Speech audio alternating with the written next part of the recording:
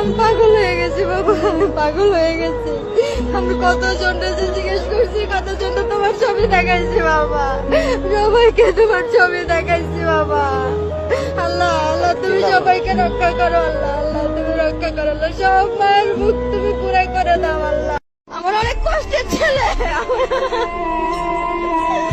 অনেক কষ্ট করে বড় করছি আমি মা।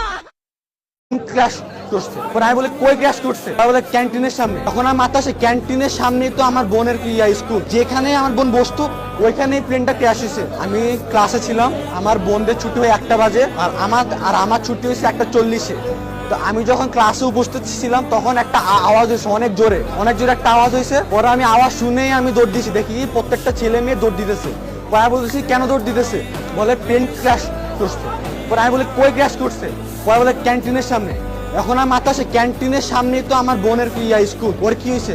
পরে আমি দৌড় দিচ্ছি, আমি দৌড় মারে দেখি আমার বোন যেখানে বসে আছে ওই মানে যেখানে আমার বোন বসতো ওইখানে প্লেনটা ক্র্যাশ হয়েছে। আমি পাগলের মতো খুঁজতেছি আমার বোনকে, আর বোনকে আমি পাচ্ছি না। আমি পরে দুয়ার আমি দেখি যে ক্যান্টিনের মধ্যে আমার বোন দাঁড়িয়ে আছে, ওর মাথা দিয়ে ব্লাড ব্লিডিং হচ্ছে, প্লাস ওর হাত পা সব ফসে ফুটে গেছে। প্লাস আমি যখন যাই তখন দেখি যে অনেকগুলো বাচ্চা 2 ভাগ হয়ে আছে, অনেকগুলো বাচ্চা ছোট ছোট বাচ্চা 2 ভাগ হয়ে আছে, গেটের সামনে 2 ভাগ হয়ে পড়ে আছে। অনেক গার্জিয়ান 2 ভাগ হয়ে আছে, কেউ নর্মালি মারা যায় নাই, প্রত্যেকটা সিভিয়ার খুবই খারাপ অবস্থা হবে, প্রত্যেকটা বাচ্চা প্রত্যেকটা গার্ডিয়ান এভাবে মারা গেছে। তখন আমি আমার কি যে বোনকে নিয়ে আমি লুবানাতে যাই, তখন তারা স্যালাইন দেয়। তারপর স্যালাইন যাওয়ার পরে